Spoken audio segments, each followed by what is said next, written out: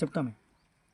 ఇప్పుడు బంగారం విపరీతమైన రేటు పెరిగిపోయింది. అవును, తులానికి 90,000 కంటే ఎక్కువ ఉంది. అంటే బంగారం పెట్టుకొని తిరిగితే కూడా దోసుకునే దొంగలు ఎక్కువైపోయారు ఇప్పుడు. అవును, మనం కూడా పట్టుకొని పోతారు. జాగ్రత్త ఉండాలి మనం. అవును, ఇది కుదబెట్టుకోవాలి, రాసుకుంటాను. కుదబెట్టి కిలేటి పెట్టుకోవాలి. కిలేటి ఉంటుంది చూసినావు, అటు ఇంటి కాదు ఇత్తడి కాదు అది.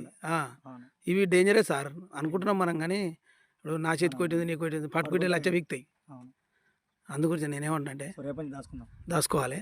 ఒకటి ఈ మన నల్గొండ జిల్లాలో ఏడలేదా అనే బంగారం తక్కువ తమ్మి. అంతేనా? అంటే ఉంటే బాగుండు.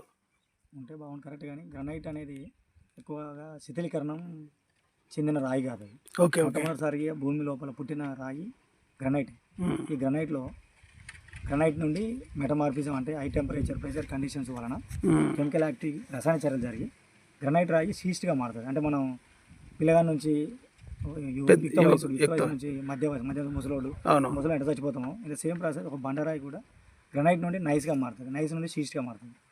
ఇలా మార్చినప్పుడు ఈ మినరలైజేషన్ ప్రాసెస్ జరిగినప్పుడు హైడ్రోథర్మల్ ఫ్లూయిడ్స్ అనేవి ప్రాసెస్. ఒక బండరాయి ఉంది, బండరాయి నీళ్ళలో అయితే క్రాక్స్ జాయింట్స్ చుట్టూ ఎట్లా ఉక్కుతుందో ఫాల్స్ చుట్టూ, అలాగే క్వార్జ్ ఎల్లో రంగు కలిగి ఉన్న క్వార్జ్ మినరల్ ఉంది కదా, ఆ మినరల్ ఫ్లూయిడ్స్ అనేవి high temperature high pressure chemical active fluids ఉన్నప్పుడు ఎక్కడ వీక్ జోన్ ఉంటుందో వాటి వైపు చొచ్చుకొని వెళ్తుంటుంది.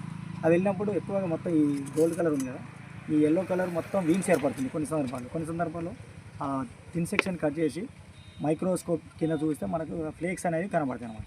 ఎక్కువగా బంగారం నిల్వలు గ్రనైటు, బసాల్టు, షీస్టు, ఎల్లో క్వార్జ్ రీఫ్ ఉన్న ఏరియాలో దొరికే అవకాశం అనేది ఉంటుంది. అది ఎక్కడ దొరుకుతుంది? ఎక్కువ దక్షిణాఫ్రికా. అంతేనా? KGF Kolar gold field, KGF SIM వచ్చింది కదా మన కోలార్ కర్ణాటక ఆ ఏరియాలో, మధ్యప్రదేశ్లో బాగా దొరుకుతాయి, సెంట్రల్ ఇండియా ప్రావిన్స్లో. ఓకే.